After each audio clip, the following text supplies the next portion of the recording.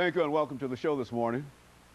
The topic this morning is the Voting Rights Act of 1965, and we're fortunate to have with us this morning to talk about the Voting Rights Act of 1965, Attorney Michael McDonald. And of course, Attorney McDonald, let me welcome you to the show this morning. Well, thank you. It's good to be here. And to tell you how glad we are to have you here, because now you're no stranger to our audience this morning. We've had you on before, but now on a number of occasions, we might add. But what I'd like to do this morning, Attorney McDonald, is to talk about the Voting Rights Act of 1965, recognizing that this year, 2005, represents the 50th anniversary of that Voting Rights Act of 1965. And earlier we did a series of shows dealing with the Brown versus the Board of Education decision of 1954. And of course, you know that 2004 represented the 50th anniversary of the Brown decision. And so we feel that we've dealt with two very, very significant decisions and very, very significant developments in African-American life as well as in the life of this country. And what we'd like to do today is to talk about voting in the United States. But before we get there, let's have you to give us some information about your background, your education, and some of the things that were important in terms of bringing you here this morning. Well, good. Again, I'm delighted to be here again on the show. I was born in Buffalo, New York, educated and finished high school in Huntsville, Alabama, which is where my parents are originally from. I went to undergraduate school at Middle Tennessee State University, where I earned my associate's degree in law enforcement and a BS degree in political science, and also had the opportunity to be elected SGA president down there my senior year. And then I worked for legal services for a couple of years, went to graduate school at Southern Illinois University at Carbondale on a fellowship where I earned my master's in public administration. And then following graduate school, I earned a Thurgood Marshall fellowship through the CLEO program and went to law school at the John Marshall Law School in Chicago. Graduated from John Marshall, and then I was fortunate enough to relocate back here in the Middle Tennessee area and attended divinity school at Vanderbilt University, where I took ordination courses, and I was ordained as a United Methodist deacon in 2001.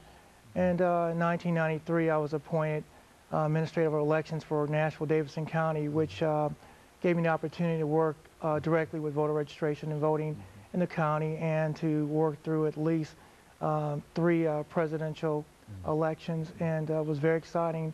And you're right, this is a very, very important topic that we're going to talk about today.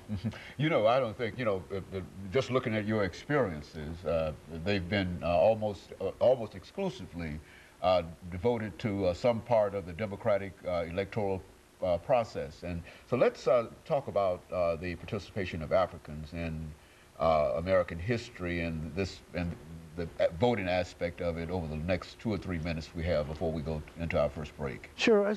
First of all, when the Founding Fathers created the Constitution, it was done with little, if any, direction as far as providing for the right to vote of Negroes or women or even white males who did not own property.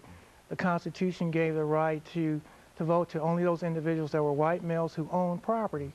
And so it was only after a series of constitutional amendments that we saw the right to vote being extended to blacks and to women. For example, the 15th Amendment to the U.S. Constitution, which was passed in 1870, gave blacks the right to vote and basically said that the right to vote will not be abridged by any state or city or county government.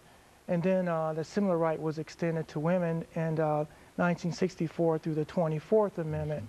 We also know that there was a period of time when even 18-year-olds could be registered, they could be drafted into the military, but they were not able to vote. And so the Constitution was again amended to change the voting age from 21 to 18. But we have seen over the past century major changes in the laws regarding voting for Negroes. One area that's critical is that many people think that it really was the 15th Amendment that gave great power to blacks to vote. It did, but many of the southern states put in place restrictions which abridged that right to vote. For example, there was something that was called grandfather clauses, which basically said if your grandfather in 1860 was eligible to vote, then you would be exempt from taking the literacy exam, literacy test, which was required for people to take and pass. Of course, in 1860, blacks were not eligible to vote, and therefore the grandfather clause didn't benefit them, it did benefit whites. Okay, very good. And of course, let us have this first commercial break. Okay. Attorney McDonald, and we'll be back to discuss this further. And we'll be back with you following this very, very short commercial break. The topic is the voting rights